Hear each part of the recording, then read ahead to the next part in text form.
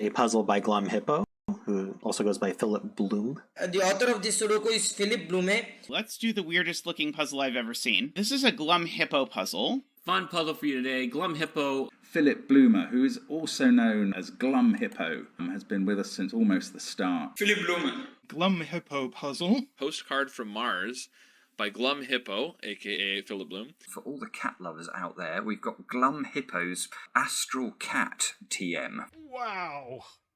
That was a crazy puzzle. Philip, I loved that. That's lovely. So much fun to solve. A really pretty and aesthetic theme. Beautiful puzzle. It's incredibly clever. I love the start. This 13 is bananas. Hello everyone. Welcome to another Setter Spotlight. Today we have Mr. Glum Hippo with us, or Philip Bloom, as I'm sure you heard introduced several times there. How are you doing today, Mr. Hippo? You know, I'm doing great. I have to stop looking at what's on the screen because it's completely on a different tempo. All right, that's fine. I'll get used to it. I'll pretend that I've been doing this for years. Of course, yeah. I also have to pretend I've been doing this for years when I have not even been doing this for a year, really. Actually, well, let me take this premise to say that the ones that I've seen many of these shows. I'm a loyal fan, and you are doing a terrific job, and what you're doing for the community here is, I mean, you know, words fail. I sometimes wonder what it is that's motivating you, because it sounds like it's a ton of work. But know that it's appreciated, at least by one hippo. Thank you. I'll take the opportunity to say thank you to you and all the lovely people around this lovely screen that are in yellow, kind of hard to see text, that support me on Patreon. And if you also enjoy the stream, like Mr. Philip here, then click like on YouTube. It really apparently helps to show new people the content. Anyways, and welcome to everyone who is in the chat. I see lots of familiar names, maybe one or two new names as well. So welcome to everyone. We get a little office tour from from Philip there. Yeah, just turning on the light, right? Which is not going to help much. Looks like. Okay. Yeah, the lighting is good. Don't worry about it. House tour.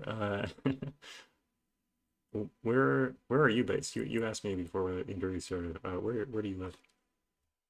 Me? Yeah. Well, I've been living in southern New Jersey for the last 2 years. Before that, I was in Illinois for a very long time. And before that, in California. I grew up in California. And then before that, I was born in Germany. I still think of myself as being from a German household. I have a German citizenship. Right. And we still speak German at home. If and when I'm at home, my mom is now living in a lovely retirement community off the Stanford University campus. And she's happy as a peach. Yeah, I always sort of pictured you as a European, so I guess it's almost surprising that you live in the United States, but obviously you speak German and all that, so you're in with yeah, there are a lot of European aspects of me, but the United States provides most of my cultural milieu. Right. There's not a lot of German hippos, so little known population of German hippos, you know. Yeah. Not a whole lot of American hippos either. No, not a whole lot. No. But we're also, you know, I was going to say we're solitary creatures, but I'm just trying to make you feel better. Actually, we're very social creatures. Right. Yeah. Little known fact. And Sonic says, I didn't know you were German, and that's fine. But you know, I don't advertise it. And it's also, I don't know, maybe it says something about me. I don't know, but I feel very German. Very German. I don't know. I got a European vibe, so I guess you're doing something right. If it's right. I don't want to valorize Europeanness at all. Right. I don't want to valorize your okay. Good. This is going well. Yeah, this is going great. What do you do for work? I am a security and governance compliance specialist for Wolfram Research. So it's a software company. And lately, people are getting more and more nervous about security. So it's my job to, make them feel better about whether we're going to have a security breach or not. Sorry, and of course, I'm a company name for me. Did you say Wolfram? Wolfram Research.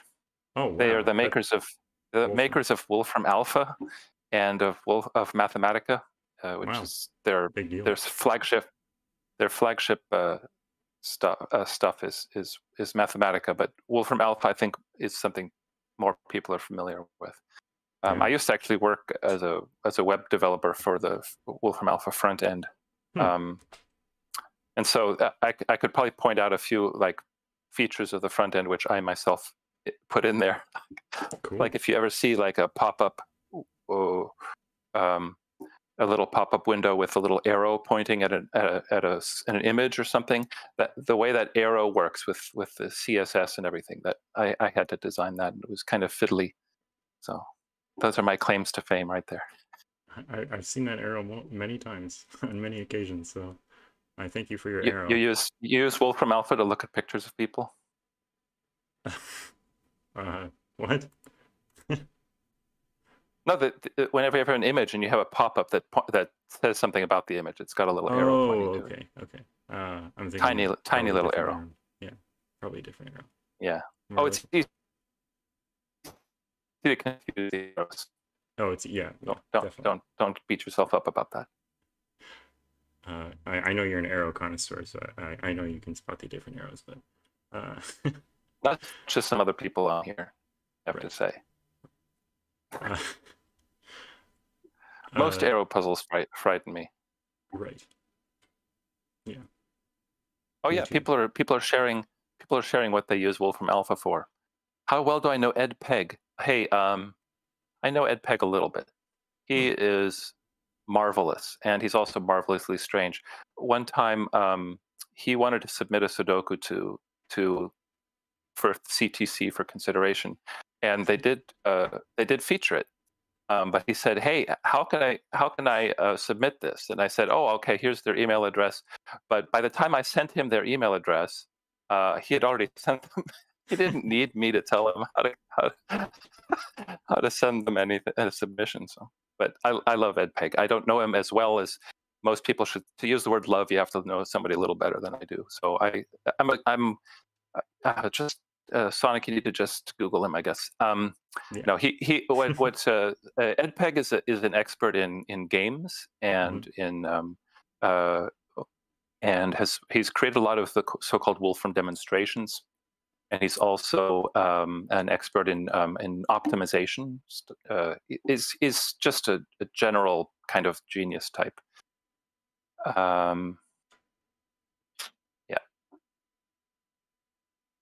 Wonderful. Thanks for asking. Well, let's move on before we get you in any trouble with your bosses or anything like that.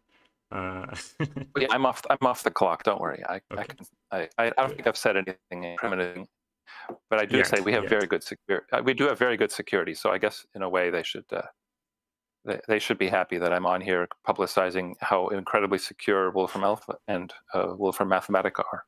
Right, because you're doing such a bang up job.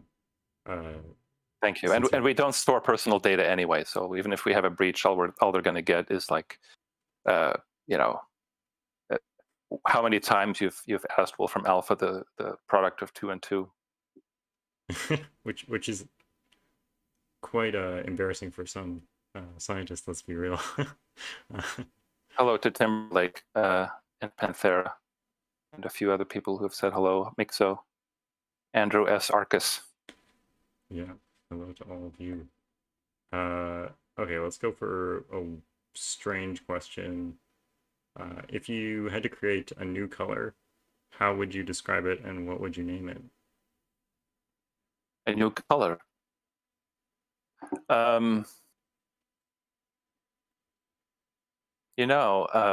Before I closed my Twitter account, I was following a Twitter handle that regularly share colors. Like it would share like a little swatch with 3 colors next to it, and the text of the tweet would be the names of those colors. Mm-hmm. They would be real names, and it would be extremely strange. So I don't think I can compete with that, but with just naming colors. But I think my color would be somewhere in the blue range.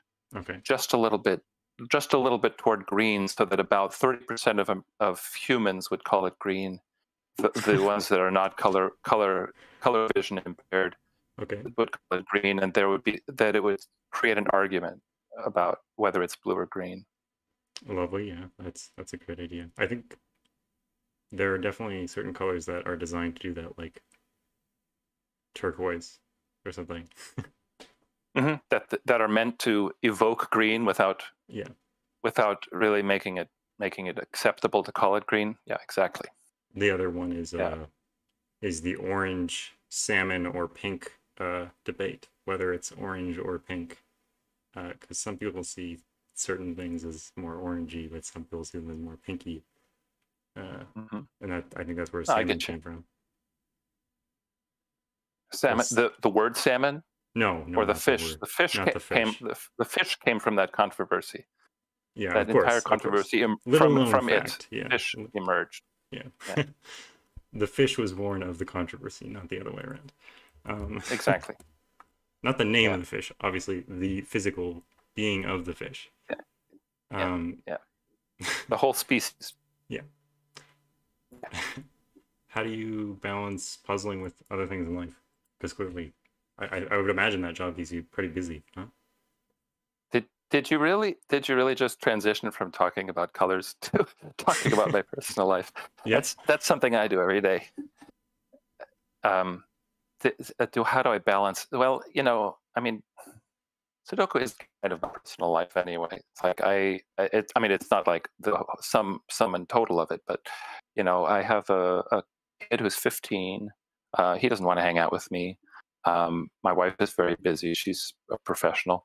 And so she's keeps herself very busy, and so I have a lot of time to myself. So when I'm not working, so don't get me wrong, my job is a 40-hour-a-week job. It's not something where I do a ton of overtime, because, as I say, I'm a compliance specialist. I'm not really the security guy. Mm-hmm. I don't like take action when there's a security issue. Right. I just document it. I document our policies, and I make sure that they're being enforced. And sometimes that's very busy, and sometimes there are holes. And when there are holes, or when I need a mental break, I jump on the CTC voice chat and I say something totally random to see if I get a reaction. That's usually how I interact with people anyway. Yeah. So that's personal life. Oh, Panthera wants to see the hippo. Yes. This one, actually, if you know anyone who can restore stuffed animals, this one could use a little help. It is leaking a little bit on these edges on the back there. It doesn't have enough stuffing, but in a way it has too much. Like, it's hard to keep the thing together. It's very stuffed. But overly stuffed. If he looks content. He doesn't look happy because he is glum, but right. But he's all right. Needle and thread. Yeah, no, it's going to be more than that. It's going to need some more batting or bunting or ticking or whatever you call it. Whatever that stuff is that you stuff stuff with. Well, I mean, your description of leaking makes me think that this hippo is like filled with some kind of like gelatin or liquid, so you might need more than a needle and a thread to fix that one. Yeah. Yeah, he's got some unintentional orifices. Right. Of course. Even when you cut Hippo God, he bleeds. That's a good point. Okay. Yeah. So Okay, personal life. That's all I have to say about my personal life. And you should consider yourself lucky that I don't have more to say about it. Okay. Logan, oh, this might be a personal life question as well. Logan Wall asks, why are you glum? I am, well, you know, it is a misconception. I mean, I hate to say to this group that I'm not actually a hippo, so I won't. But I will say I'm definitely not. Definitely not. I'm going to say I definitely am not glum. Okay. I do have something to show you, which is this thing. Does it work? It doesn't seem to, you know, whenever I try to, well, I have a, never mind. Well, I'm not going to show you. What I'm going to tell you is that Glum Hippo comes from a character. The full name of the character is Rebel Pig Glum Hippo. Right. And you had asked me to put this artist's name in the description, and I just realized I totally forgot to do that. So I'm going to do that right now. That's fine. Her name is Miriam Martincic, and she made this image.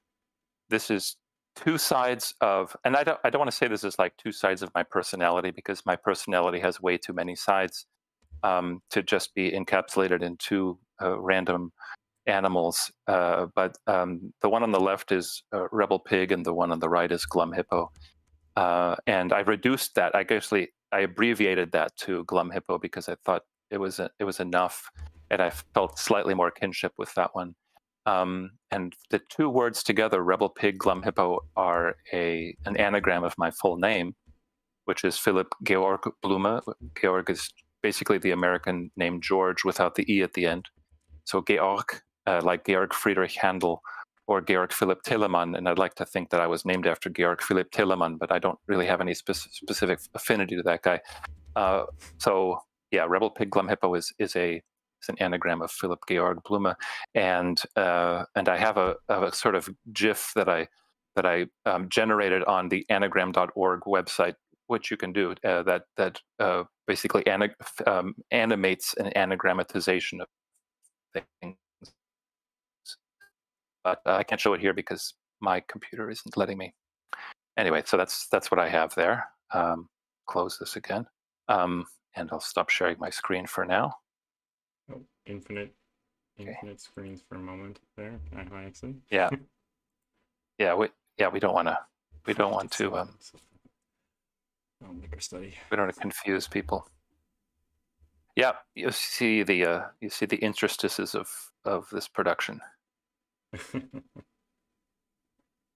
Okay, so that's the story, and I don't know if anybody is hearing that story for the 100th time, but it's okay. So Rocky, yes, I do play the piano. I do enjoy playing the piano, and I've been practicing a lot more lately. Ever since we moved to New Jersey and we unpacked my piano, which had been in storage for quite a while, I do practice every day.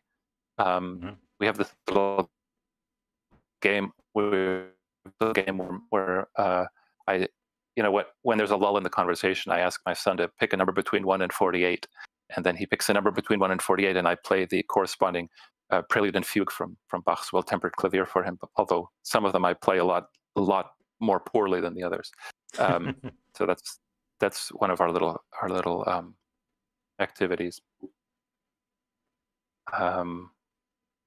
Okay, and I'm by the way, I'm following the chat, so if people do throw questions in here, obviously the questions that Memrister presents will take precedence, but if there's a lull, I'm going to fill it with talking. So for sure, yeah, and I will totally allow you to fill whatever lull. And now they're going to ask a bunch of questions, of course. The Zombie Hunter says, "Have you heard of Yuja Wang?" Yes. Do you have any follow-up questions, Zombie Hunter? She's incredible. Yuja Wang is an incredible pianist, so everyone look her up. I should mention that the question with balancing puzzles with other things in life, I think Sonic Person also asked that question, which I didn't realize. So that was. Have I responded adequately, Sonic Person? I believe so, but I will see what Sonic Person thinks. Microstudy asked an interesting question. What's the most underrated or underappreciated number? I did see that question, I will admit. And I have to think about it. If it's between 1 and 48, it's going to have some connotation with the the piano. Underrated. Okay, so we can play it that way. There are definitely underrated preludes and fugues in the well-tempered clavier. From the second book, the one in F sharp major, I think is terrific. It has this very strange fugue. This fugue starts on the 7th scale degree with a trill. And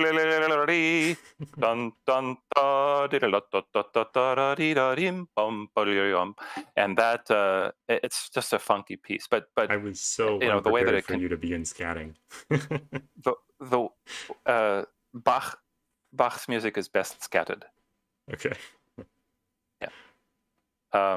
So that one is, I guess, so F sharp major is right in the middle, so it's probably the 13th one in the second book. So 24 plus 13 is 37. 37 is a totally underappreciated number. that was impressive. 37 is also a good X sum, but it's not a good parity party because you can't fulfill a parity party of 37. Unless you have some variant rule set that I've never heard of. Speaking of which, Christoph Seeliger made a parity party puzzle, which I think it was called Hangover, where the rules of, well, we'll get to it later, but he made one where it's possible to have 37 as your number. I think maybe not 20s, 30. Yeah, no, just barely. Actually, I'm not sure now. 25. Yeah, no, you can do it. You can get 37 with special Christoph Seeliger rule. I don't know about that clip roll. That seems like a very. I don't know why I would pick that number. Is that true? It could be. 37 is a nice prime number that feels random. Like you're much more likely to say 37 than 50. Are you though? Then, well, I mean, I guess it depends on the type of person you are, for sure. Yeah. I mean, does it though? Because if you're chaotic, then picking 50 is chaotic. But if you're like a stick in the mud, picking 50 is a stick in the mud move as well. So really, anyone could have picked 50. Yeah, and Microsoft's right. I bet there's a significant amount of 69 pickers. 420 is not available, of course, so. Yeah. 69 pickers. Call me a 69 picker. That's, call me that to my face. Yeah.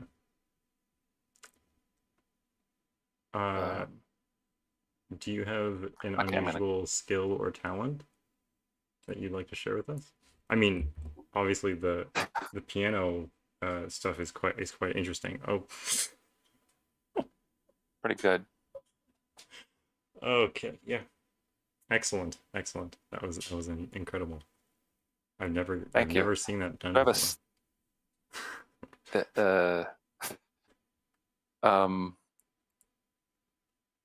Yeah, I have a special talent.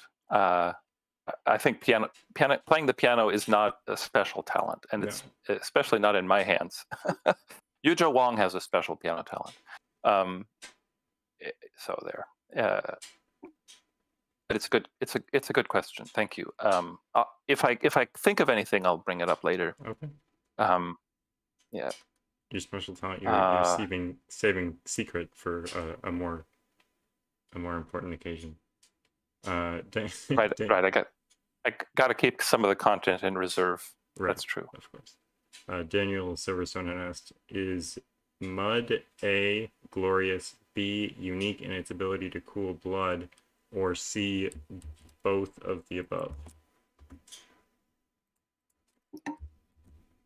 Is mud glorious? Absolutely. Absolutely. I'm a little bit of a connoisseur about mud, though. It can't just be any mud. There has, it's the water content. Okay. Yeah. That makes the difference. At some point, mud gets so thick that you can't get out of it again. Mm-hmm. And that, I'm not a fan of that. To put it mildly, I actually really just dislike that. And how do you feel about diluted mud? Is that does it cool the blood? That is a big concern. That is a big concern, and probably one of the reasons why my type is drawn to mud. Mm-hmm. If the mud gets really good, I have this nerve that runs all the way down my spine, through my tail, and about 2 or 3 meters out in the back. I tend to dip that as far into the mud as I can. Right. That's. I feel like I might be overwhelming people with nonsense. And I try to remain cognizant of that. I'm highly attracted to nonsense, but nonsense can get actually quite boring. So we should try to talk less about mud, because right. Yeah, I tend to ramble about it, so I need to check myself. Logan Wall did ask, what do you like about hippos, and do you relate to hippos? Which is sort of honestly a weird question, more nonsense, as you might say. No, I think that we're starting to skirt the non-nonsense territory again. Right. Yeah, I gained an affinity for hippos. I didn't grow up with an affinity for them. I mean, I've had this guy all of my life, but he wasn't the mainstay of my. I had teddy bears as well, and they stayed in my bed when I was a little one, and the hippo stayed on the shelf because it's not exactly a squishy character, and it leaks, of course. It didn't leak at the time. It's just gotten quite old. My mother had it when she was a child, so oh wow, it's got some. Yeah, it's got some. See, this is one of those things I can't remember. It's got some a patina. It has a patina. That's the word I was looking for. I've never heard that word. What does that word mean? Patina. Good question. So mostly it's used to refer to like copper things that have turned a slightly green. Oh, okay. Yeah, it shows its age. We also use the word for like carpets, antique carpets. Before I was a security specialist, I had many jobs in the software industry, and before that, for 8 years I was a music theory professor at the University of Illinois. But before that, I actually was a sales assistant for the Claremont Rug Company, which was an antique rug company. And my God, they had incredible, beautiful rugs, and we talked frequently about their patina. So, right, of course. And that's not nonsense, Ratfinks. So that's why I'm keeping a straight face. Most of this is not nonsense, even though it sounds like it. Right. The Statue of Liberty does have a patina, that's for sure. Yeah. Not sales assistant. No, I wasn't a sales assistant. I wasn't like supporting sales so much as I was hauling carpets from one room to the next, unrolling them and then re-rolling them. Assistant to the sales. Right. Assistant to the sales. University of Illinois Champaign, correct, David Ratner. I lived there for, I taught there for 8 years.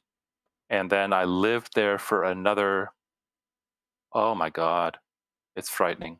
8 years, another 8 years. So 16 years I spent in Illinois.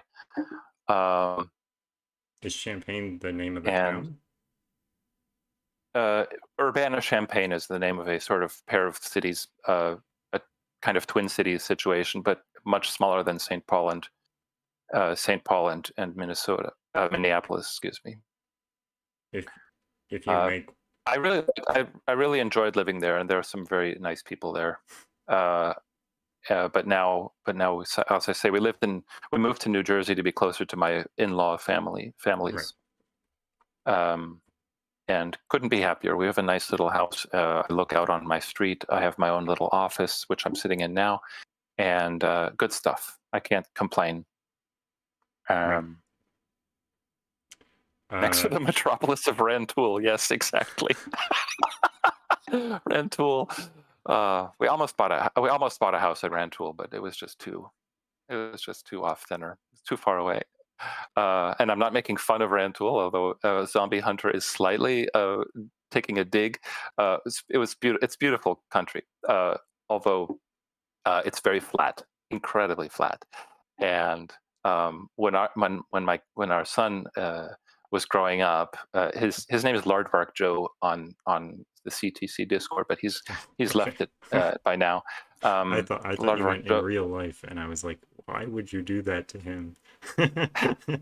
That was his own chosen name. He's actually very, very, very good at naming things. Right. But when he was very small, he really didn't know the concept of topography. He thought everything was as flat as Illinois.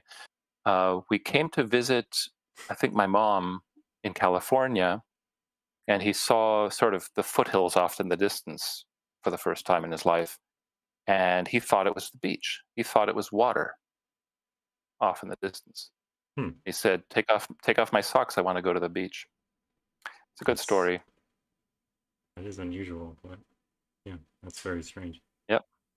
That's the anecdote that my brain goes to when I think of Illinois. So flat.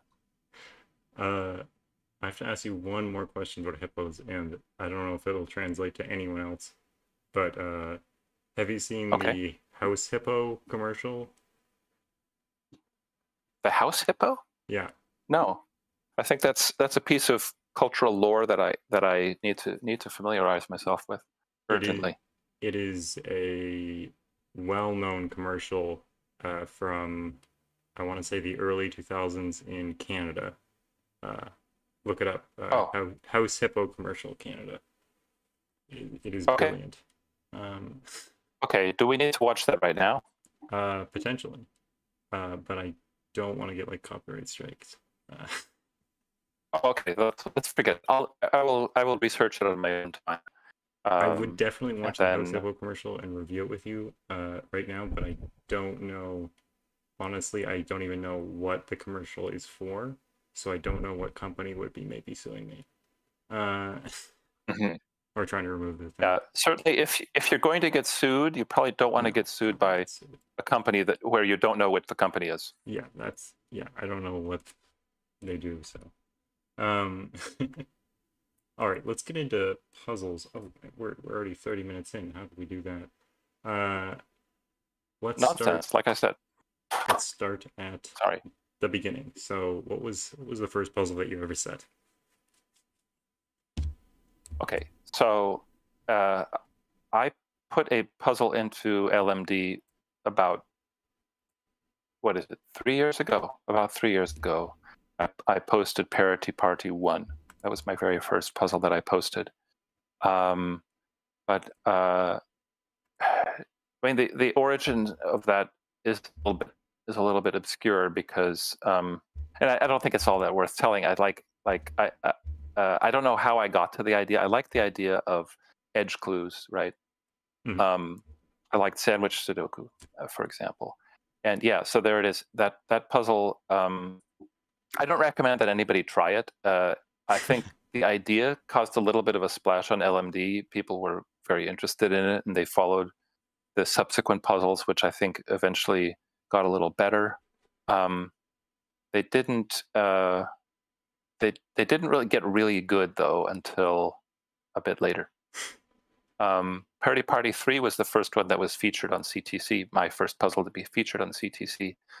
And I mean, Mark, he dispatched it with great aplomb, to put it mildly, as he is wont to do.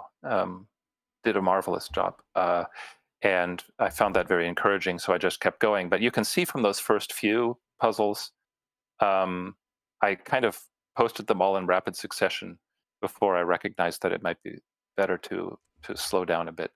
Actually, the two I'm very fond of, but the first 7 or 8 of them, I didn't really know how to set puzzles, and it was a massive amount of trial and error, and it was just ugly.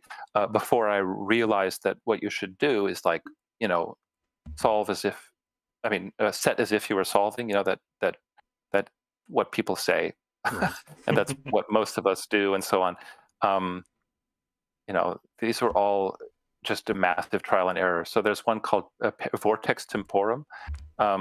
They all, I think they all have a nice sort of independent appeal, in spite of the fact that my methodology for making them was ass.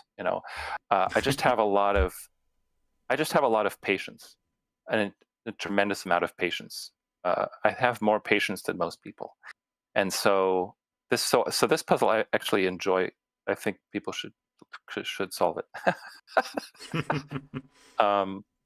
It has a very twisted rule set, but it works very well, and I think I got lucky, and so for all of these puzzles, to the degree that they're any good, right. I got lucky. That's for sure.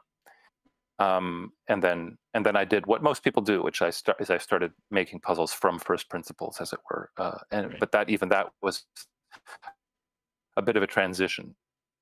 So nowadays, I still sometimes make puzzles where I'll have just a final grid, and I'll try to add clues that take me to that final grid, right. rather than the normal way. And yeah, I don't recommend that. Not because you're, well, let me put it this way.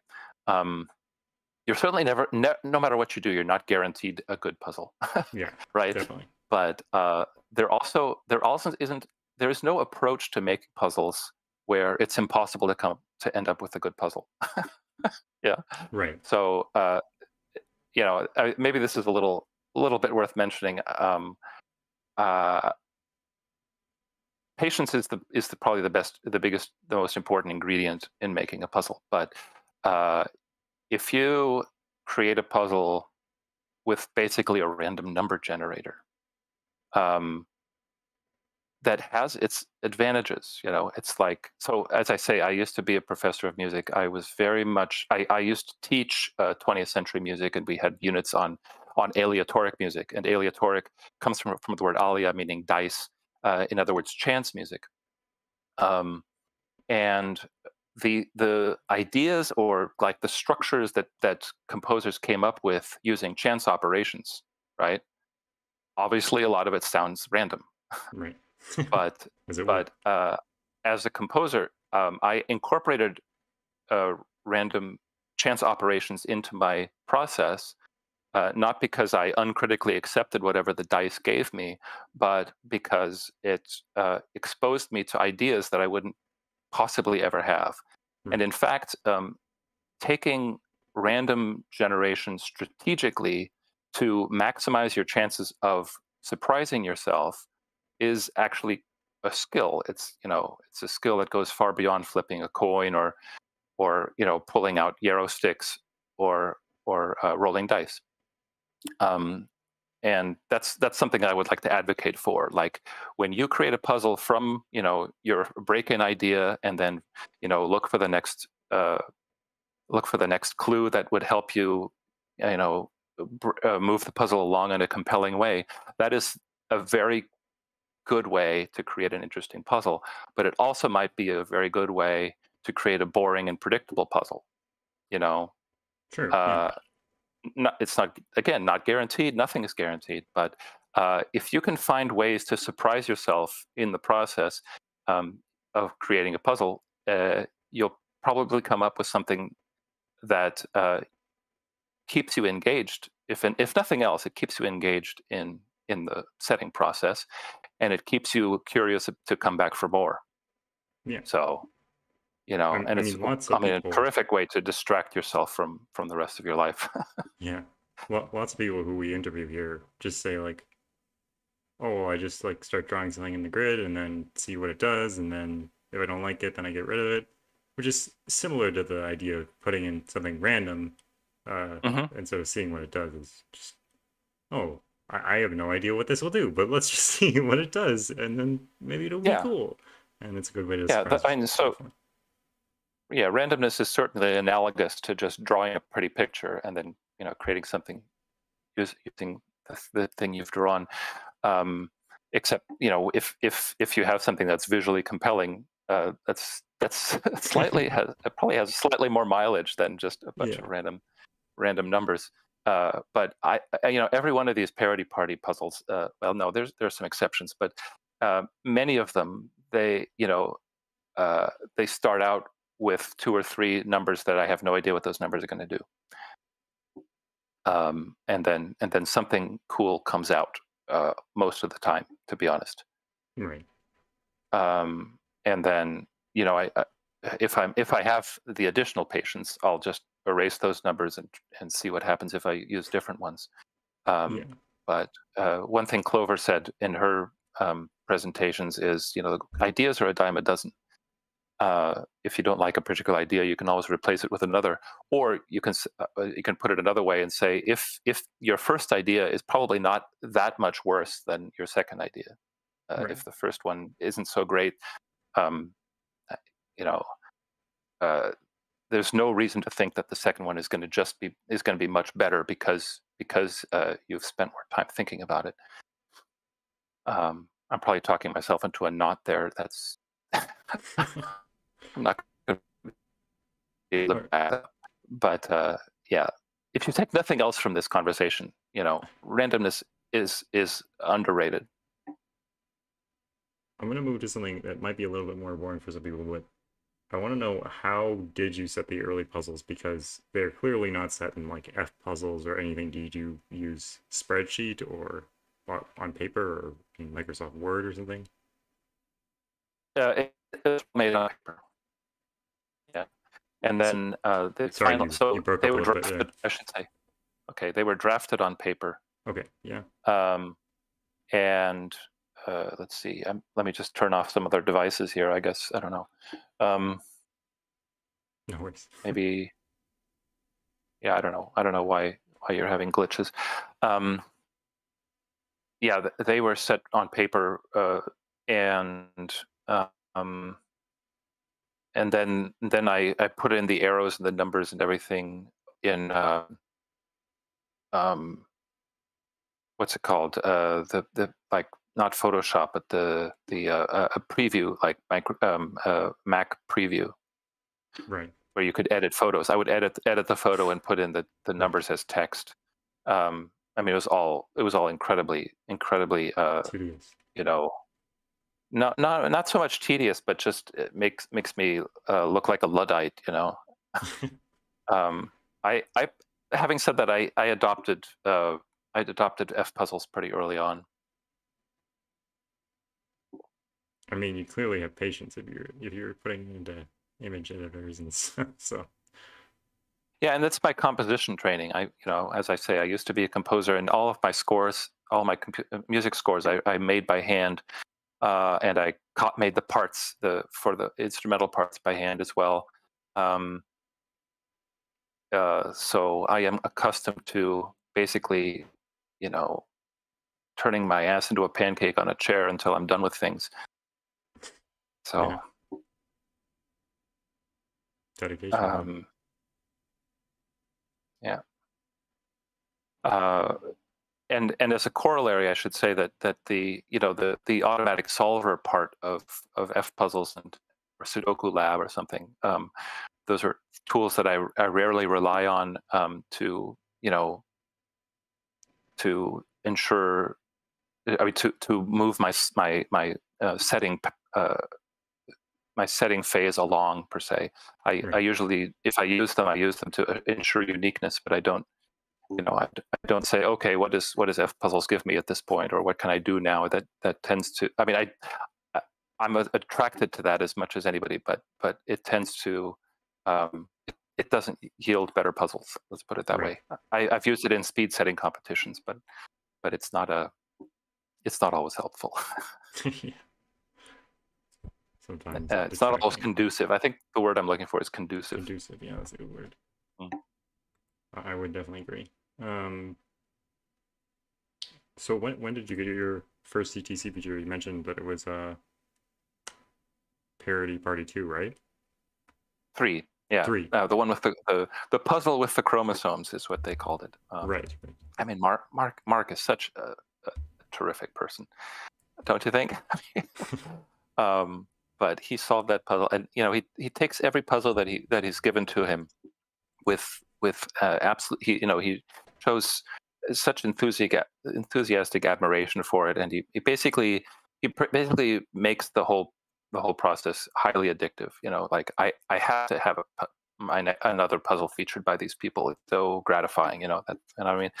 So it's their fault that they get like 20 submissions a day now. They could change their tone just a little bit and really drive people away by insulting every single puzzle that they get their hands on. But don't let them watch this interview. I don't want to give them any ideas. I hope that they go through this crap for us in perpetuity. Like the number of submissions they get is one of the ingredients in them creating such quality content. So yeah, this puzzle, you see that there are those thematic little 23s in there, and then even a 46. This puzzle, you can see it was not created from a break-in. There's no break-in idea.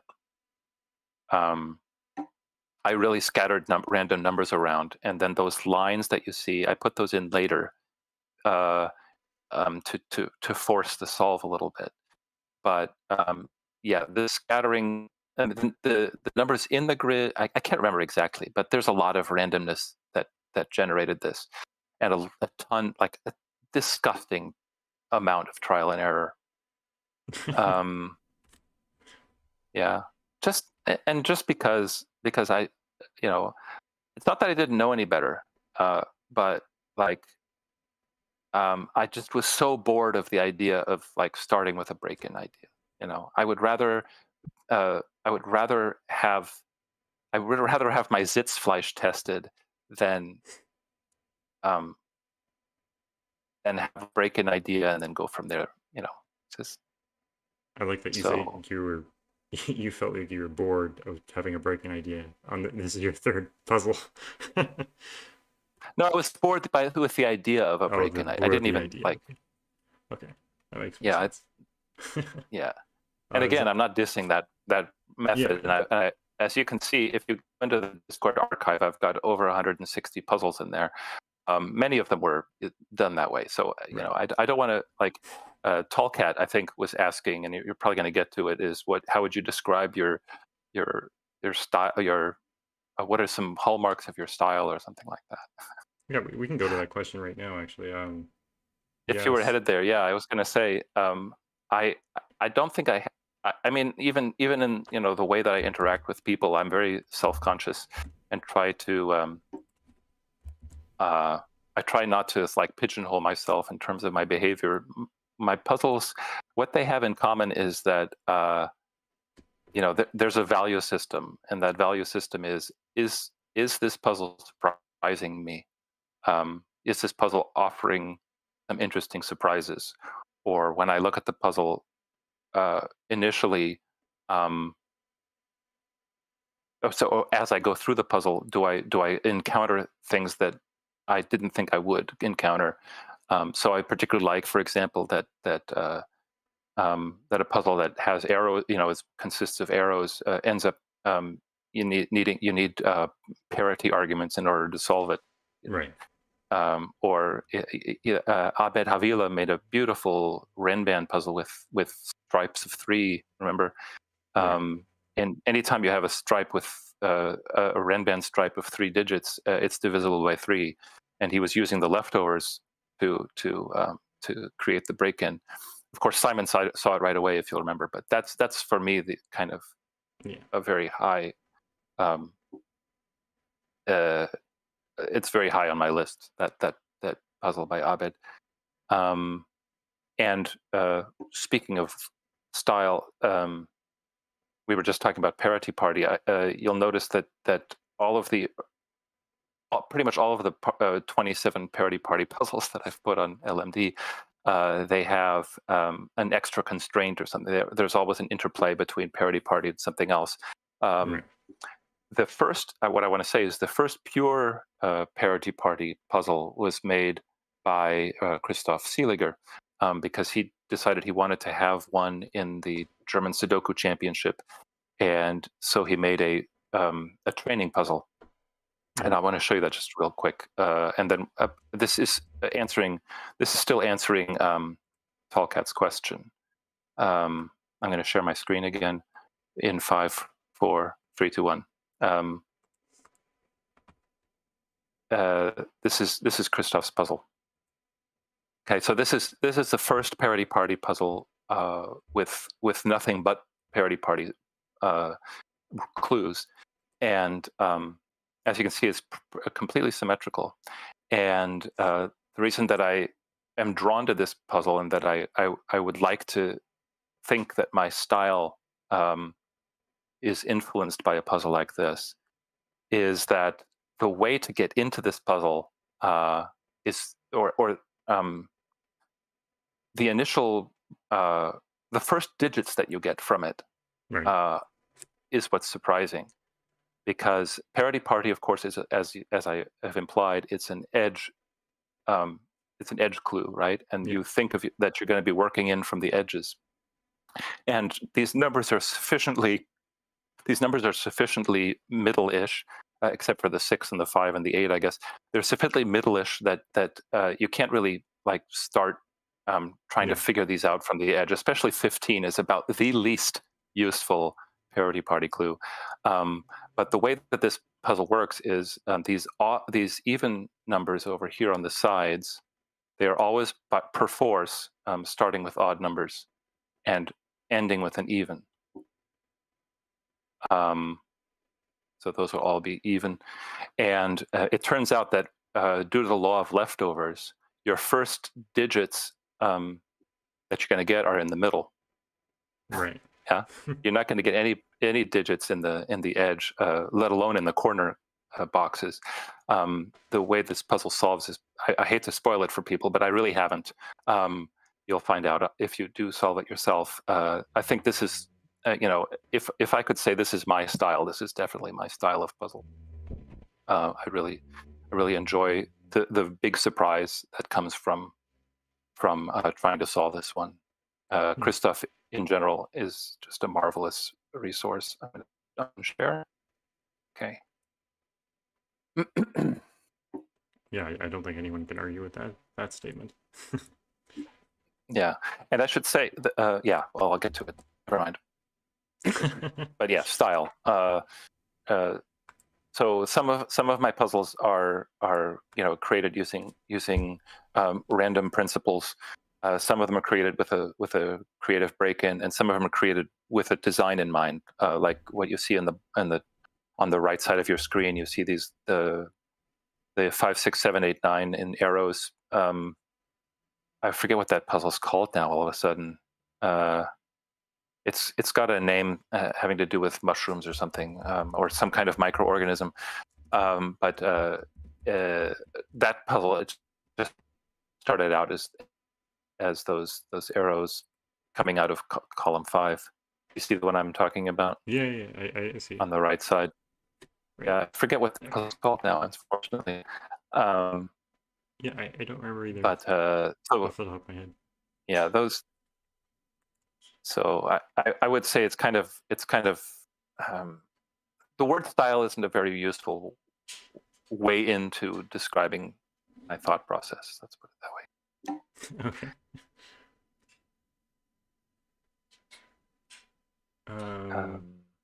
Zombie Hunter had asked a question in the chat, which is kind of interesting, and I'd like to touch on it.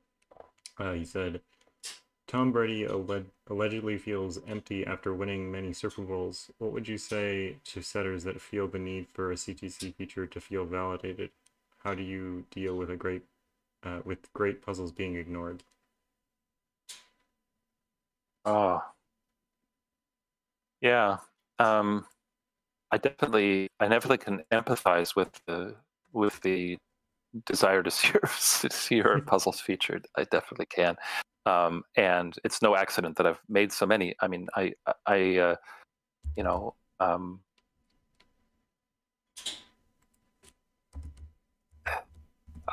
it's ultimately not healthy. Yeah, I mean, I don't want to sound like I'm preaching from a soapbox or something, but if your puzzles aren't making you happy all on their own, if you're not enjoying that process, I'm going to be saying things that 100 people have already said. Then you're bound for disappointment, I think. And this community is super important for me. I have some puzzles that have been solved by one person. And those puzzles they don't deserve more solves, to be honest. And some of them, they're just so incredibly recondite that the first person to solve it gets rewarded. It gets a feeling of reward for having solved it, but the second person just will not have sufficient motivation. So and often those are the puzzles that take the longest to set as well. And so you punish yourself doubly. But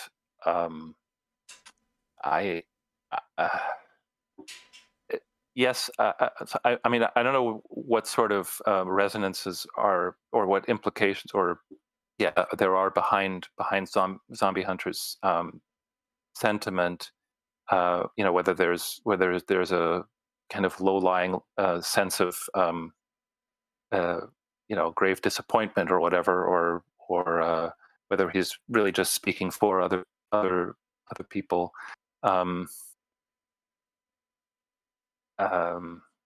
So I'm just going to try to take the question at face value. If the desire to get a feature drives you toward making more puzzles, that's great. If the lack of a feature discourages you, then that's not great. But depending on your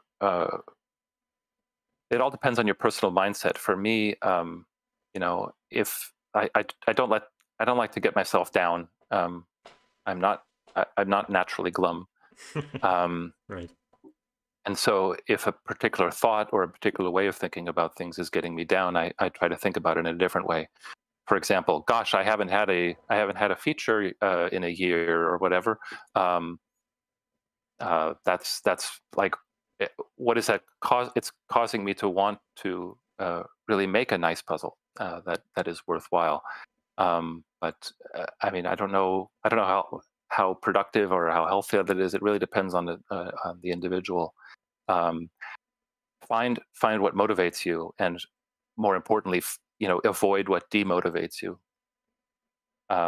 That is possible to do for some people. It's harder for others, and it depends on the motivating thing as well. Like,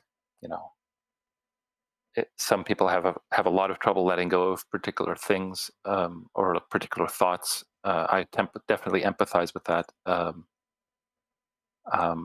But yeah, you gotta be happy. That's the highest ideal. The highest virtue is to find a way to make yourself happy. I think. I mean, I don't want, and that's, as I say, harder for some people than others. And now I'm getting into a whole bunch of stuff that Zombie Hunter wasn't asking me about. So apology. It's a deep question. Robert, by the way, speaking of Happy Hippo, Robert, there is actually a toy store just up the street called the Happy Hippo, and I'm not kidding.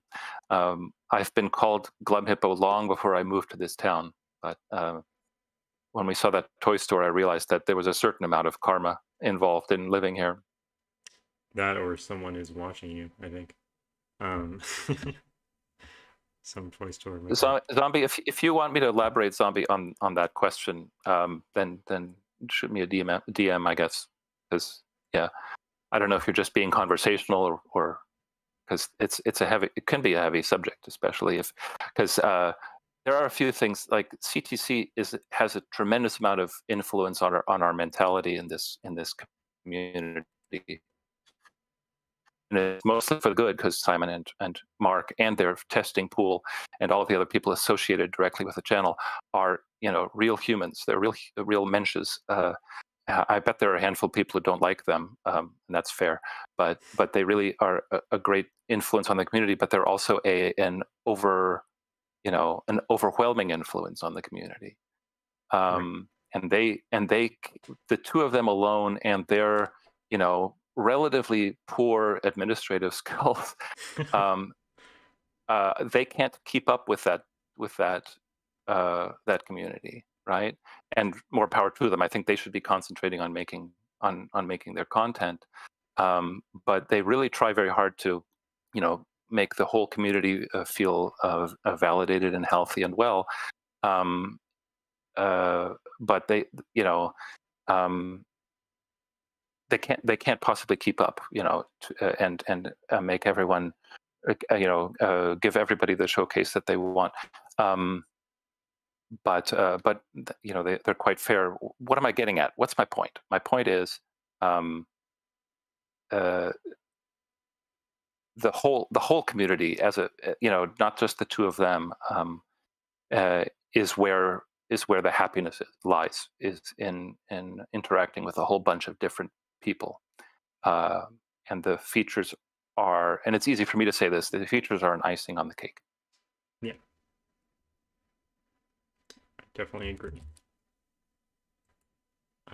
Yeah, and it's easy to get discouraged, but as Glum Hippo says, like, if you're making Zombie, you're absolutely right. Yeah, Zombie, you're absolutely right. Art is meant to be seen. Yeah. I don't know what to do. So one thing that, take what Riff Clown did in creating the Sudoku Skunkworks and basically creating a very setter focused and a very intentional community. You can join a more intentional community than CTC YouTube viewers. Yeah. Like that, or you can form your own intentional community, which it sounds like you've sort of done with your own group of close Discord friends, and that can expand or contract or what have you. But I don't know. Again, I'm kind of dwelling on his question because it does hit a nerve. I'm a very ambitious person. I'm a very vain person. And I have to acknowledge those aspects of me, and that I get really I get a rush out of having my pieces, my puzzles, my pieces. I'm talking composition already again about music, but having my puzzles featured, or I send them around to like Unshackling Sudoku and Puzzles, the Kishore and Ashish, and to the Smart Hobbies fellow Timberlake. Because I like that side of things, but a number of my puzzles, I know that they don't have a very big audience, and I don't care, and it's, as I say, easy for me to not care, because I think my puzzles get plenty of attention. So yeah, I don't have a super productive answer, but it does occupy my mind quite a bit. I could take a shot at answering this. I mean, it actually kind of hits home for me because I haven't made many puzzles recently that like I want to be featured or that would be feature worthy, because I haven't been setting for many months now, and that came like afterwards of getting 2 or maybe even 3 of the puzzles that I made that I focused on being featured right after. So then just like feeling like, oh, whatever I make will get featured. And then I was like, I don't really want to make anything anymore that will get featured. I don't know why. I just felt satisfied. Felt good about it. And I just wanted to leave it there. So I don't know. I feel satisfied doing without the pressure, I guess. Yeah. Doomdiat had asked which setters inspire you most when you started setting puzzles, and I think that might be one of the questions you were trying to answer with Christoph Seeliger, but you can say Yeah, I'll get to that. Let me just say one last thought about yeah, for sure. all of this, which is I was talking about how CTC really can't keep up with the amount of setter setter oomph, power, and desire and energy. They can't keep up with all that energy. There's an addition, and I'm not criticizing them at all, of course, but there's another aspect of that which is also going to sound critical and isn't intended that way. Simon and Mark have contrasting aesthetics, but they also have a set of very clear aesthetics that have influenced the puzzling world. Yeah. They like a clean break-in. They like a well-telegraphed solve path and all this. Those are very nice. Those are very nice traits. But they end up amplifying a certain kind of puzzle. It's not the Glipperall puzzle, for example, although they've featured many of Glipperall's puzzles.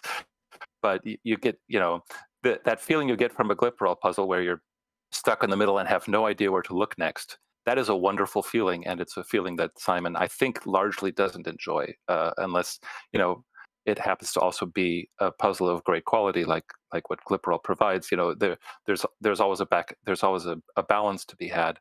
But if he looks for a while at a puzzle and doesn't know where to look next, obviously he overestimates how impatient people get. Yes. With the viewing experience, so they're amplifying a certain aesthetic, and you should be very aware of that when you set. Like, your aesthetic might differ from that, and if it does, I'm here for that. I want to see puzzles that Simon would never dream of showcasing. Yes, and yes, if you gotta be to stand by your own principles. Vidar Madsen, I enjoy staring at a puzzle for an hour, but it won't make for good television. Yeah, that's fair. They do have to entertain us, right?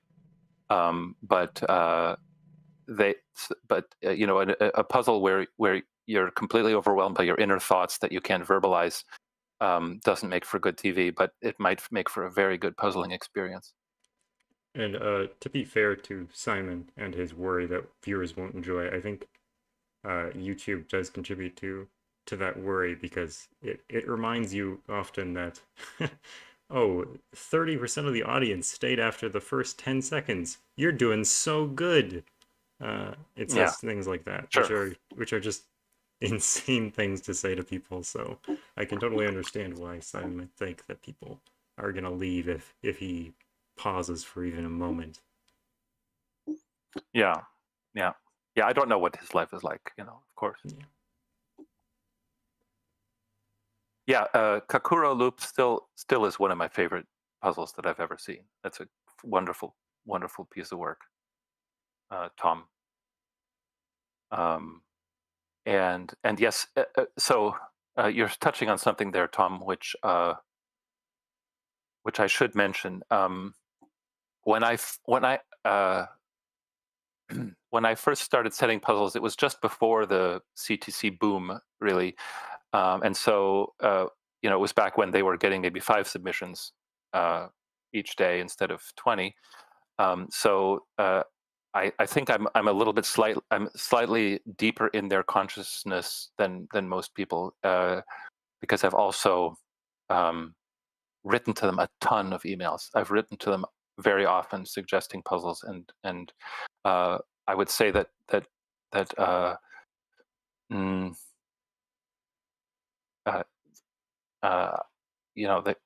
do tend to trust me when I tell them that something's worth doing. Having said that, I don't want to encourage people to think of me as some kind of conduit to them, because I'm actually extremely slow and very spotty solver. I don't solve nearly as many puzzles as I would like. So don't send me puzzles thinking, hey, you have their ear. It's really not what I mean. But I don't even know where I'm really going with this. I'm trying to say I did send them Genomiko's kakuro loop. That was a good one to have featured.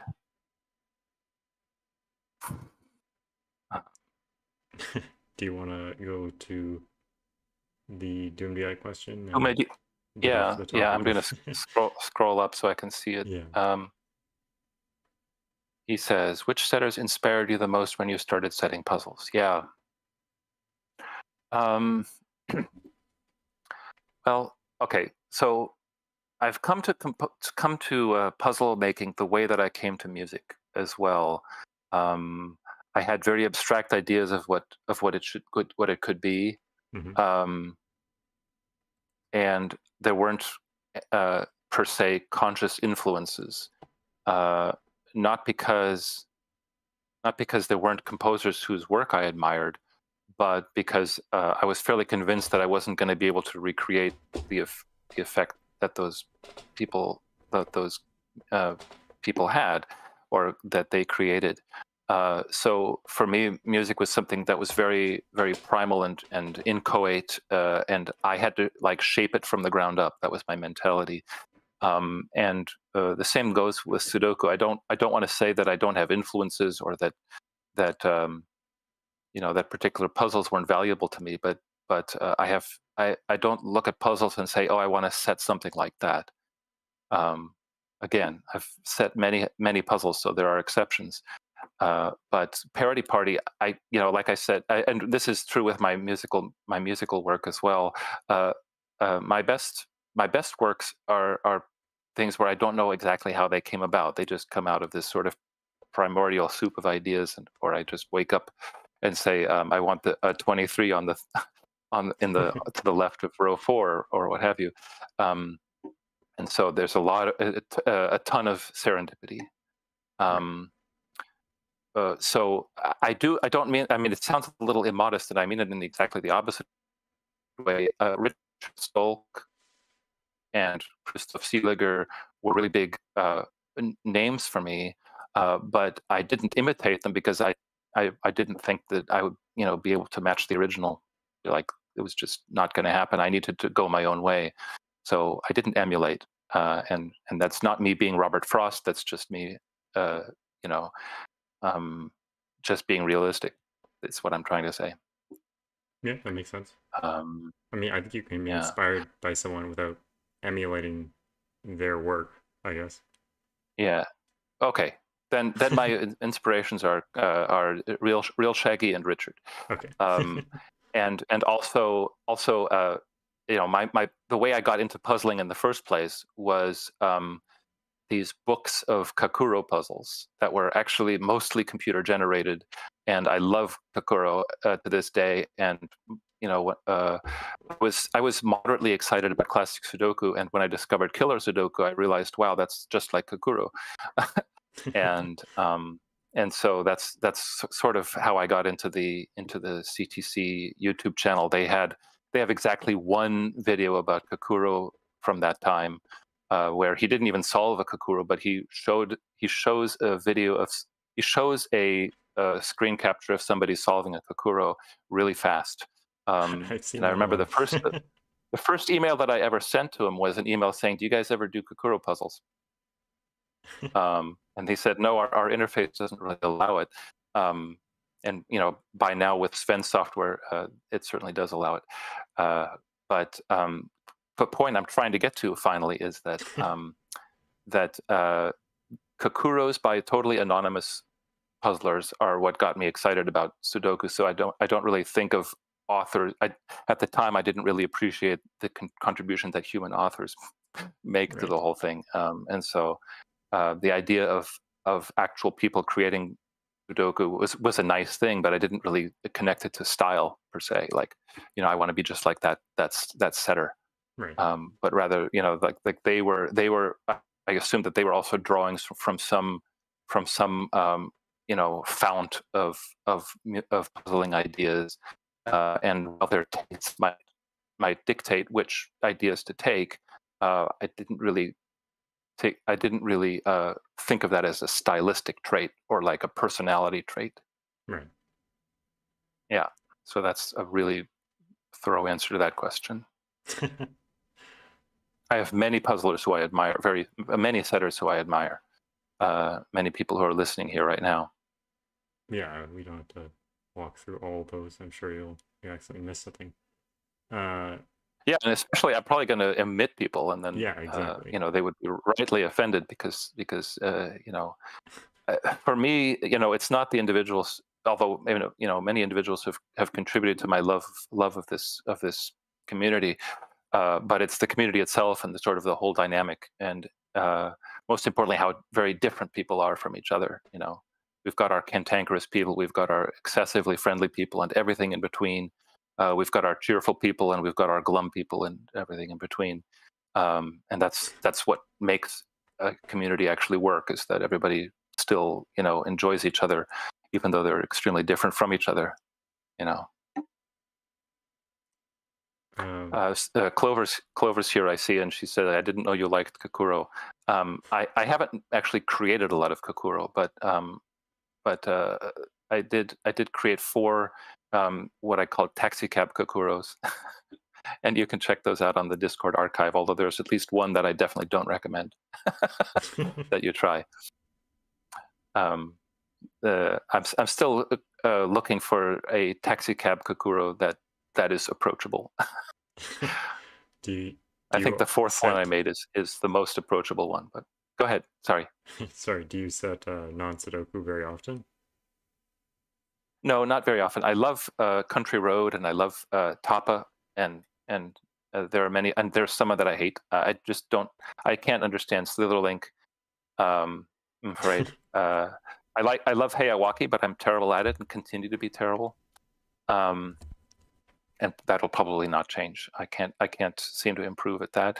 But Country Road in particular, or Litz is a wonderful genre. And again, they're all very different from each other. It's just how it is. I'm sorry, I shouldn't have said I hate Slitherlink. I just don't get it. I really have a tremendous amount of problems with it, Mixo.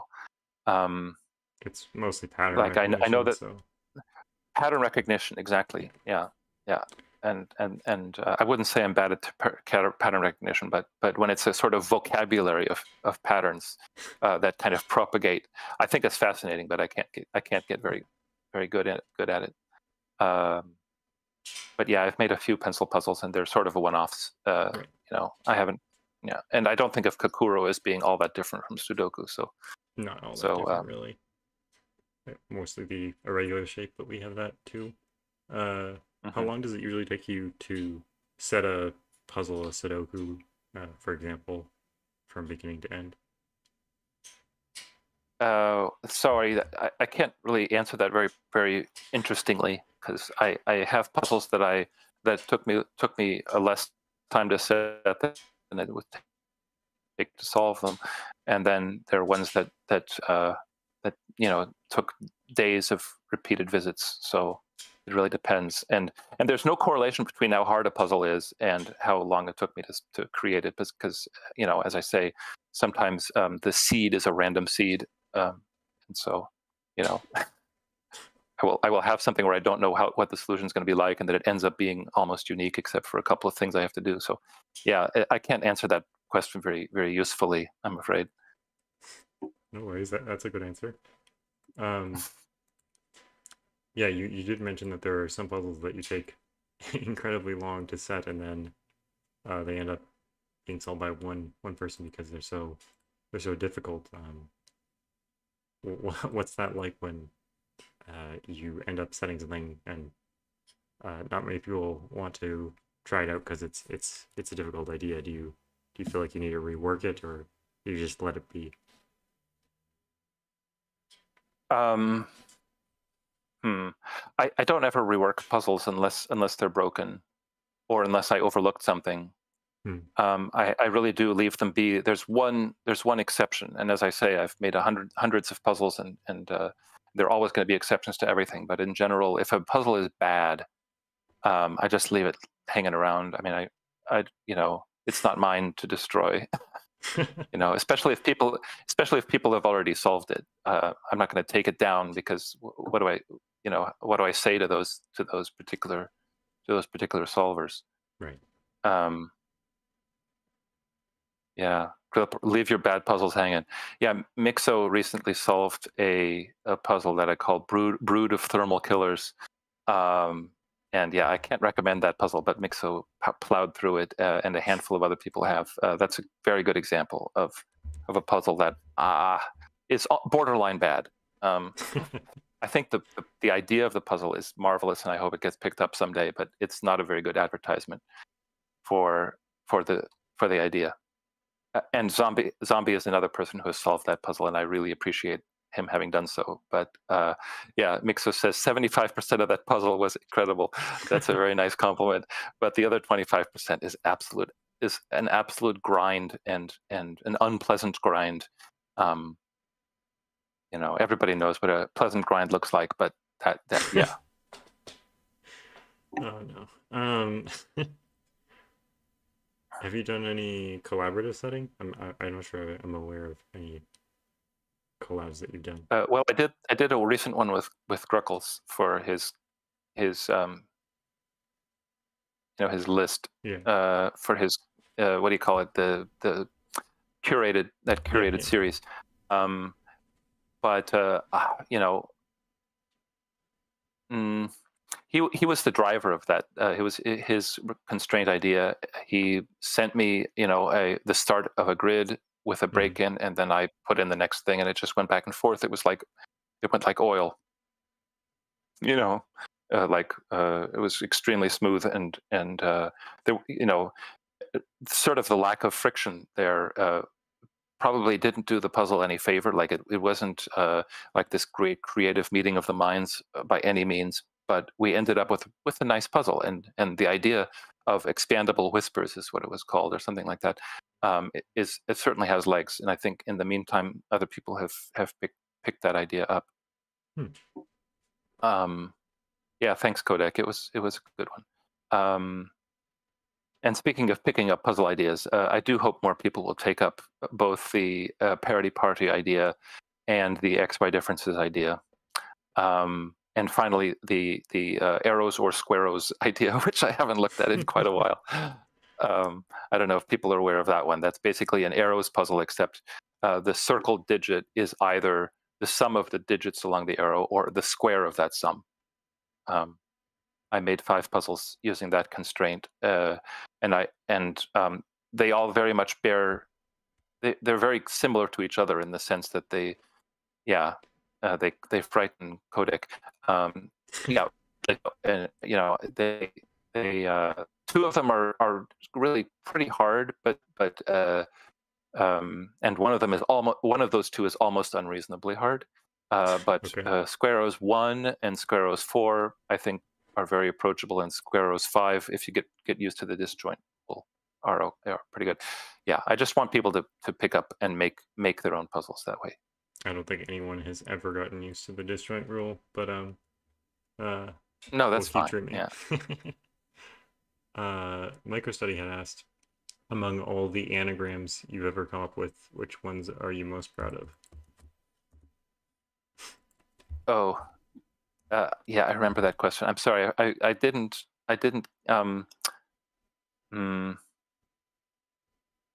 think about so when I was in undergrad, I was a member of a chorus that every year we would do a Handel oratorio or an ode or like the Messiah, or one of those types of pieces. And one of the people in the choir would organize an anagram contest, and they would choose a line. They would choose a line from the oratorio that we were singing. So one year, the line was "Music hath charms to soothe a savage breast." And I did come up with one for that one, but it was flawed because I left out the V of savage. But the year that I actually joined that choir, the line was "Populous cities please me then." so populous cities please me then. It comes from a Handel oratorio called L'Allegro il penseroso ed il moderato. And and my anagram of populous cities please me then was the epileptic mule uses a spoon. I think that's I think that's a good anagram. That's an amazing anagram. Can you give the one without the V? Because I'm curious if you remember it. You know the word macabre, macabre. That's a slightly obscure word, but it means very gloomy. Right. Okay. You know, or maybe even obsessed with death, possibly. Right. Okay. Yeah. Okay. So the original sentence is music hath charms to soothe the savage breast. Mm-hmm. And in Handel's time, a breast did not just refer to a boob; it referred to your spirit, your inner spirit, and your heart. So we're not talking about savage boobs. Yeah. But so music hath charms to soothe a savage breast, and if you leave off the V, you can anagram it to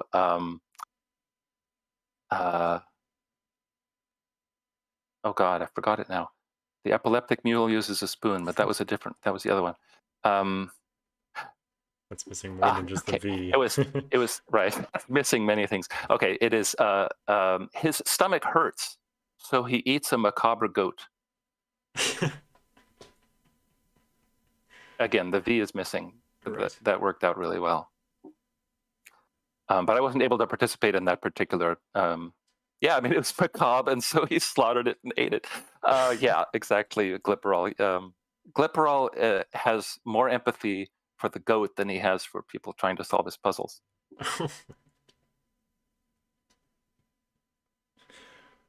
Okay, this has been more roasting than Jovial's interview. Glipperall knows that I enjoy his puzzles, so there. Even if I'm not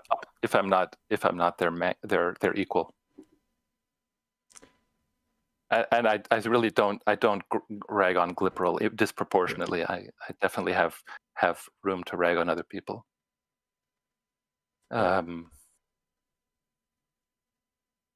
There's a question from Stefan Buer that was, how much do you like Parity? How much do I like to Parity? Oh, to Parity. Yeah, right, I like the Parity. Yeah, a pun, of course. Yeah. I know Stefan had written, "Thank you for your support," and I guess he was. I don't know in what sense I've been supporting him, except that I'm a big fan. But parity. So parity arguments are some of my favorite sort of deductions, logical deductions in Sudoku, as well as in kakuro or whatever other number setting puzzles. You know, and they play a role in another puzzle type that I really like, which is Nuribu. I'll type that here in the chat. Nuribu. Yeah. It's actually a shading or a region division / shading puzzle type. I made one puzzle which was a Nuribu Sudoku hybrid, which doesn't get a lot of attention, which I think I hope people will take a look at sometime. But I love parity arguments. They play a huge role in XY differences, at least the way that I set them. And they, of course, in parity party, almost by definition, you know, you have to be thinking about parity all the time, and you might even color the entire grid before you enter any digits. And of course, Squaros. Squaros has parity arguments as well. Yeah, of course. Yes, that's correct. But and then I have several puzzles that use so-called average arrows, where the number in the circle is the average of the numbers along the digits along the line. And I've made quite a few of those, and I again, I don't necessarily recommend that people solve those puzzles, but I do recommend people think about that constraint, and I would love to see it have more legs. Yeah, well, not more legs, but have legs at all. You know, that people take it and run with it. I certainly didn't invent average arrows. They have existed for a while. There's particularly I think there's like a Czech setter who puts them into every Czech edition of the world, what do you call it, the Sudoku Sprint, the Grand Prix. So I far from invented those, but they are pretty cool. And I should say Squaros is also not something. I mean, I adapted the idea of Squaros from a guy named Philip Huber. For those who don't know him, he made several really lovely puzzles. One of them being the one that's named after a Harry Potter spell of does anybody remember what it's called? Adabra. Veda Cadavra. That one. Yeah. That puzzle was quite notorious, and when Simon solved it, it had major. So he's a wonderful setter, is what I'm trying to say, and he's the one who came up with the circled digit being the square of the numbers along the line, and I added to that the idea of mixing arrows and squaros.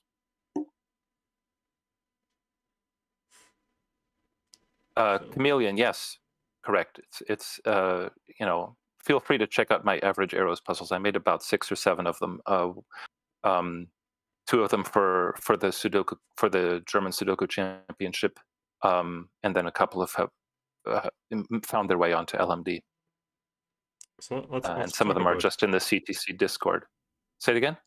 Let's talk about the championships, because I know you've been setting for the World Sudoku Championship for some time now. No, is it different? Just for the German one. Oh, just for the German Sudoku. Right, sorry. Yeah.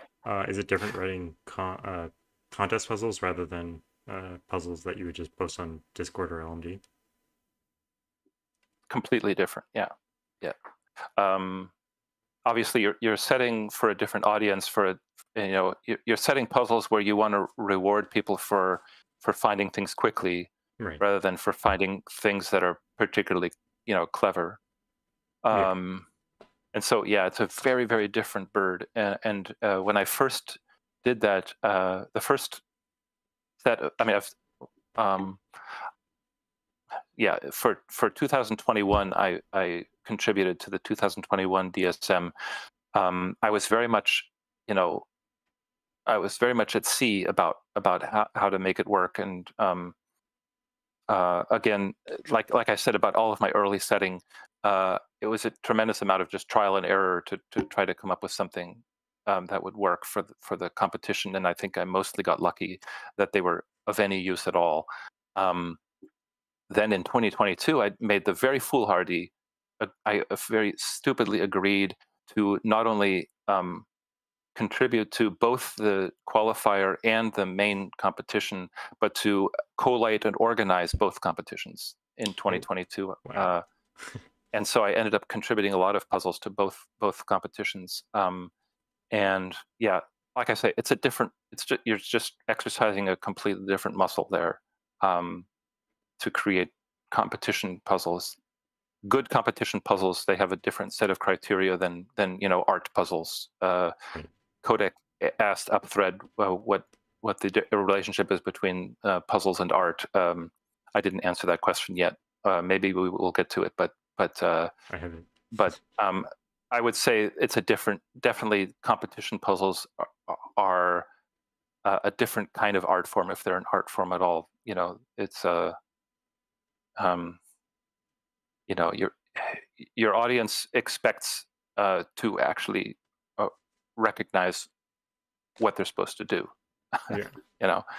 They expect to be rewarded for experience rather than for out of the box thinking or what have you. Definitely. But I recommend it very highly. Like try to set puzzles for competitions. Everybody, it won't hurt your setting skills, I think. Definitely not. Let's just go to that question with that Kodak asked. How close do you feel puzzles are to art? Is what he asked specifically. Mm-hmm. Well, so I come from from a music making background, and music, the way that I conceive it, is definitely an art form. And so my response is going to be colored by that. for me, what makes, you know, what defines art for me, without defining what art is, I would say one of the features of art is that it draws your attention to things. Mm-hmm.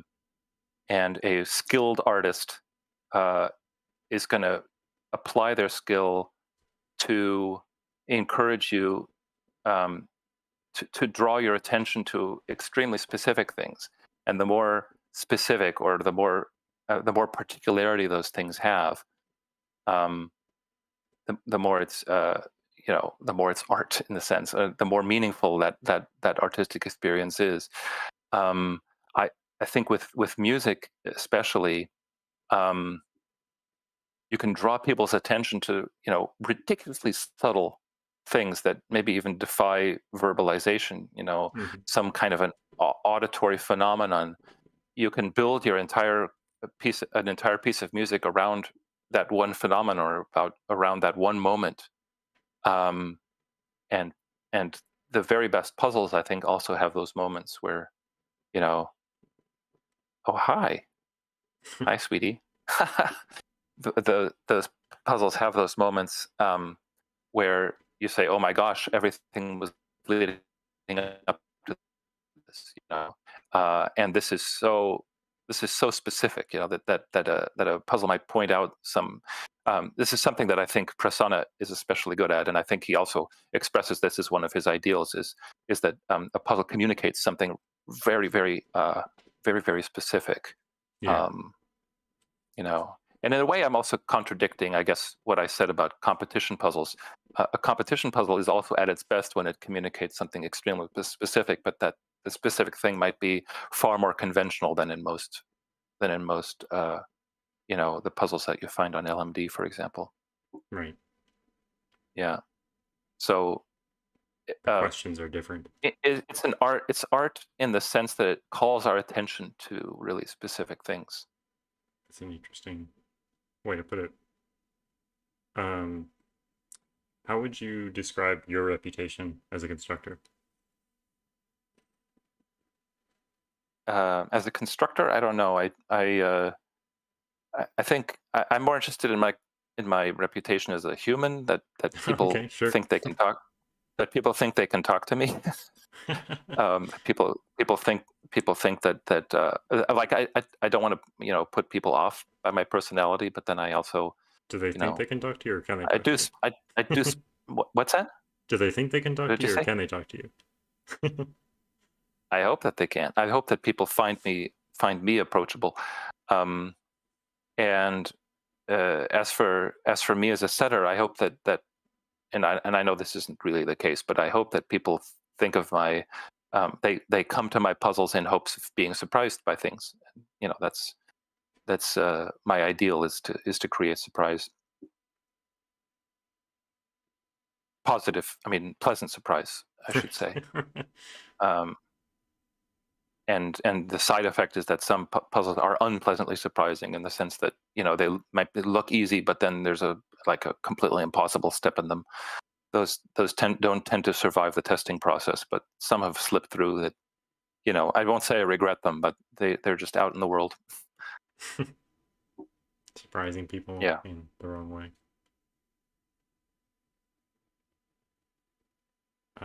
Do you have a puzzling pet peeve? Something that annoys you about setting or solving, or something that other setters do? No, I mean, not well. I mean, I think we have a lot of anti-night. You know, the anti-night mechanic is terrific, but you know, you very quickly lose control of it. Mm-hmm. And I love break-ins with anti-night, and I mean, I know we already had this with Glipperall, because he has that fantastic between lines anti-night puzzle, and after you've figured it out, it has actually some marvelous issues later on in the solve. This isn't really a pet peeve, in the sense that it's just sort of a side effect. There are very few anti-night puzzles that stay interesting through the end, and what I wanted to. The reason I bring it up is not to rag on anti-night. let alone on the setter who calls themselves anti-knight. You know who you are. But I was going to say I really like the notion of delimited anti-knight, where the anti-knight rule only applies to certain things, like it only applies to the digits in cages, or Right. I have one Parity Party puzzle which is called oh God, what is it called? Wandering Knights. Oh shoot. Well, okay, I'll find it. Don't worry. Something like that, I think. Yeah. Shoot. It's called something with knights. Number 23, I think it is. I'll get there. Hold on. It's called Rowdy Knights. Yeah, Party 23. And there, the anti-knight rule only applies to the digits that are fulfilling a parity party clue. Sorry, I'm getting into the weeds here. The point is, I like you guys are gone. What did I do with the stream here? Sorry. Hi. Oh, I'm not sharing, am I? You found it. Okay. I found it. Yeah. Don't worry. That puzzle doesn't have a ton of solvers, but and it is actually kind of nasty, but I think it is fair, and I really like how the anti-knight mechanic behaves here, because it never it doesn't ever just dissolve into anti-knight. If anybody does solve this puzzle, just try highlighting all of the digits that are actually identical digits that are knights move apart. If you highlight them in red, the puzzle has a lot of red in it. So the anti-knight rule is crucial to the solve, but it doesn't dictate the remainder of it. So I'd like to see more delimited anti-knight. Although I do think there's a problem with delimited anti-knight, and that's that some people tend to forget about that sort of negative constraints that are limited. Yeah, I have no sympathy. Oh, okay. And that's all I'll say. When a puzzle does have 3 different rules and you always forget the third rule, that is a problem with the puzzle. But if there's a fairly restricted rule set, you really got to kind of batten down the hatches and concentrate a little bit. Okay. Glipperal, I wouldn't put it that way. I would not say setters cannot be punished for solver incompetence. That is so Glipperal. What a thing to say. I don't mean it that way. Go away. No, stay here. Stay here. Yeah. You go, Glipperal, but stay here. Okay. Let's talk a bit about... no, don't worry. Go ahead. Let's talk a little bit about humor in puzzles. What does that mean to you? Say it again. Humor? Humor in puzzles.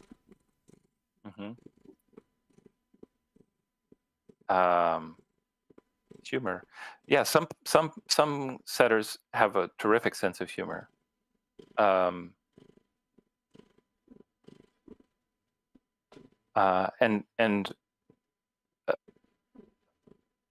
the highest ideal. If my puzzle makes somebody laugh, that's great.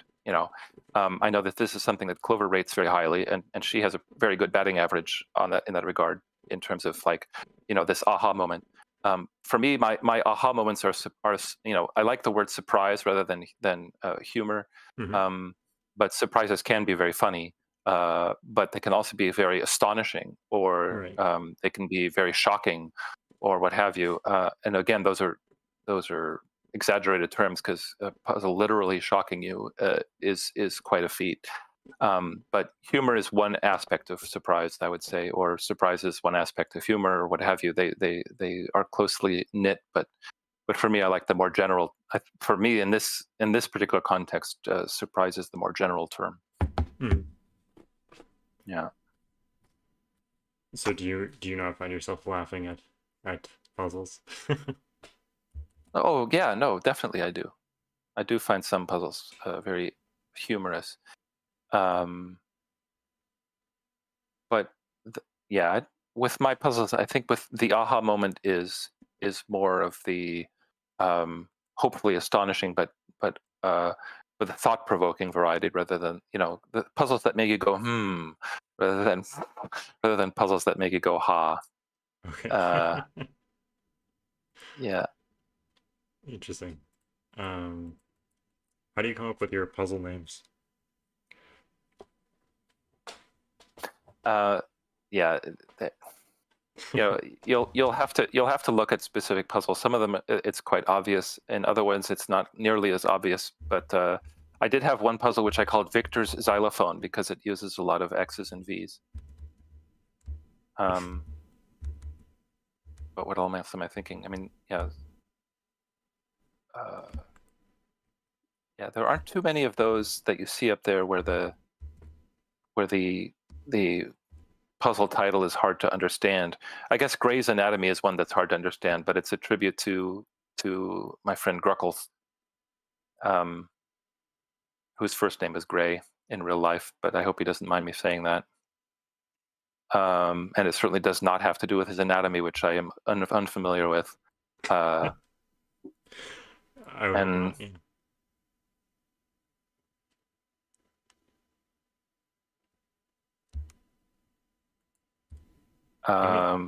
Are there any there that kind of strike you as worth needing explanation?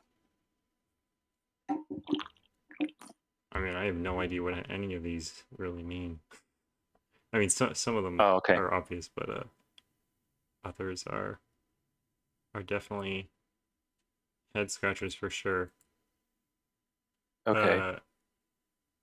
I'm guessing this is in German, but that reads to me as queerbeet. Querbeet, yeah. Querbeet is a German phrase. Okay. That means kind of the kitchen sink. Oh, okay, makes sense. Or not really. This, that, and the other. It literally means diagonally through the garden. You know, a beet is a patch of for planting. You know, and so if you go diagonally through the vegetable garden, for example, you'll step on all kinds of different vegetables.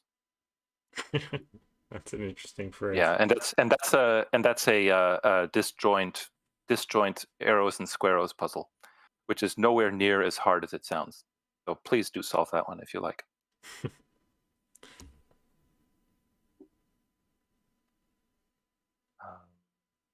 Yeah. If anybody has a question about a particular puzzle title, just send me a DM and I'll be happy to explain it. I don't mean to be mysterious.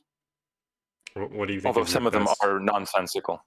What do you think is your best puzzle title? Oh dear. If you had to pick. Oh boy. Yeah. None of them jump out at me. I'm trying to think. Do I have to look at my list now? I guess I should. I don't know.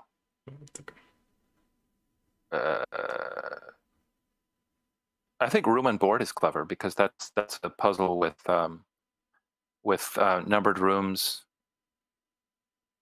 Yeah. But Party Hardy. That's a funny one. That's a good one. Yeah. There's one called Postcard from Mars because it kind of looks like a Mars rover, and there's sort of a distant moon in row 1, column 1. It really does. It's very evocative, I think. I saw Scott's here solving that. I was looking at that video for the intro, and he kept saying how much of a fan he was of the title, but I just could not see how it related to Postcard from Mars at all. But now it just looks like a Mars rover. It does kind of looks like a Mars rover. You say it, but I was very confused for a while. The sort of impressionistic aspect of that the puzzle shape, that's not very very typical for me. Yeah. There's another anti-night killer in the Discord archive that Ashish Kumar actually solved, which I think it came out pretty well, but it doesn't have a title. I think just anti-night killer.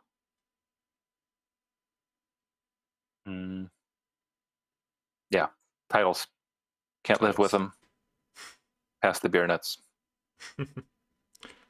If you had to set with one variant or puzzle type, what would you choose for the rest of time? Only one. Oh, good God. Well, I mean, that would be pretty sad. I mean, I don't think I would continue. But I've already set 27 Parity Party puzzles, not including the ones in the Parity Party puzzle pack. That was this result of several people collaborating, and I definitely recommend the puzzles in there. So I probably have to go with Parity Party as long as I can mix it with other with other constraints.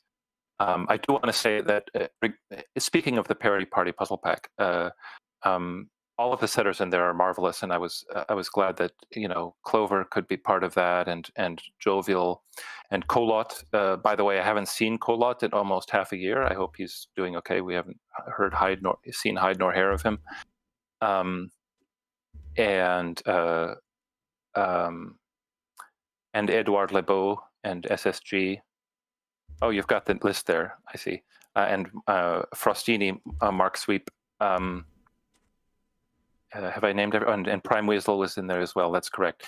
So I did want to say Edouard Lebeau is one of my favorite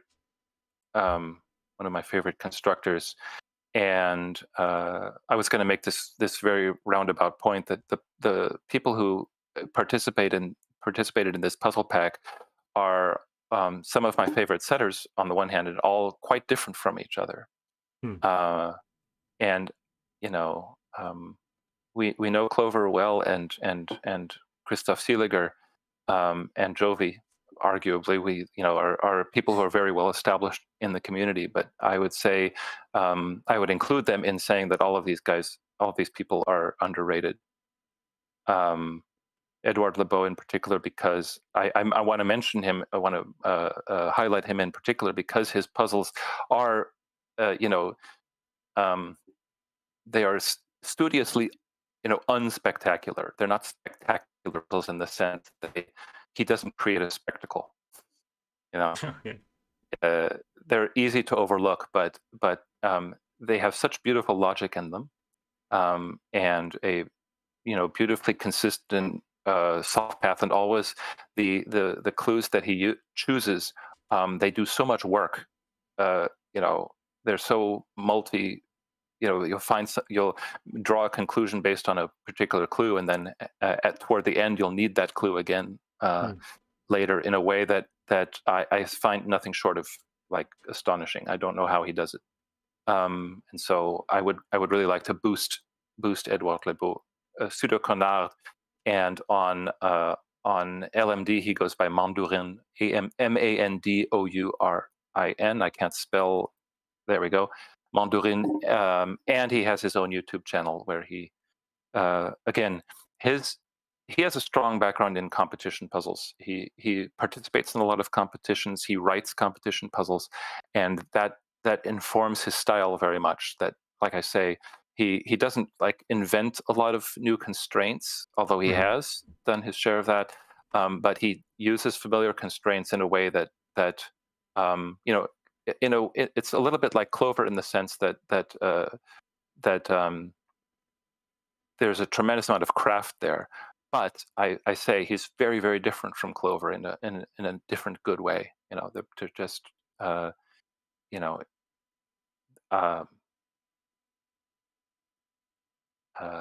I cherish both of them, and they're both very different, and they're both worth knowing. Yeah. Right. All right, we only have a few minutes left, so we should do the rapid fire questions before we run out of time. So one answer or the other as fast as you can. We'll start off classic local or global deductions. Local. Coloring or good living? Neither. As little as possible. Do as little pencil marking as you actually need. Tomcat approach. Okay. Simple or complex? Yeah.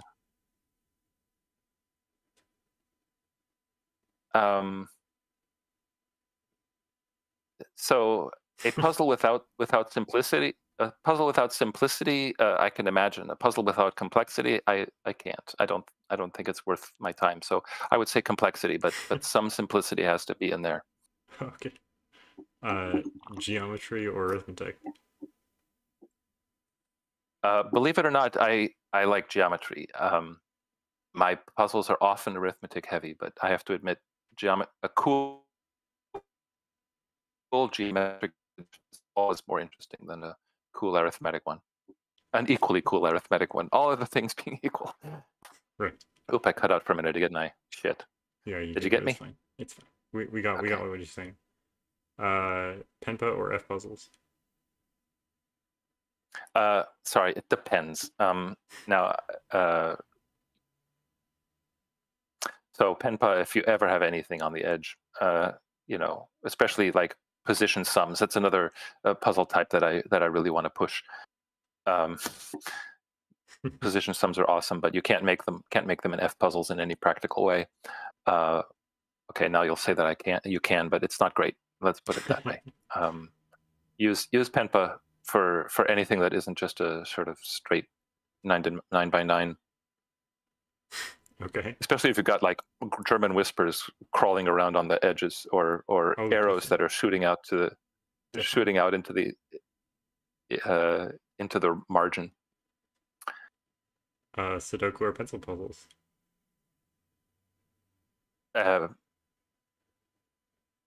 Sudoku. Okay. Not very rapid fire. Chaos or order? Ultimately order. Okay. Calculator or abacus? Oh God. Calculator. Okay. Cages or lines? I passed the test. Cages. Okay. Arrows or dots? Dots. Neither, sort of. Neither. Not generally jazzed about either one. I thought you were an arrow connoisseur. To disambiguate. No, straight arrow puzzles are usually not my strength. So. Yeah. To disambiguate a puzzle. It's the little things that count. Thank you, Zombie. I brought my wife abacus beads for Christmas. It's the little things that count. That's a very good joke. Okay. No, I just got it. Disambiguate a given or a clue. To disambiguate. Well, you're already in trouble if you have to sort of add. No, I don't want to generalize, but I would a given or a clue. I see. Yeah. So if it's thematic, definitely a clue. Okay. Like, I actually find it hard to add a given at the end of a puzzle to disambiguate it, because it ends up giving you too much other stuff. It ends up breaking your solve path unless you're really lucky. Yeah. Outside or inside clues? Outside, I'll just say that for legacy purposes, because that's where I started. Right. Yeah. Good or evil?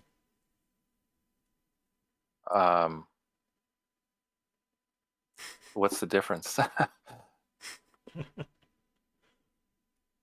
Yeah, I think need a little bit of both in the world.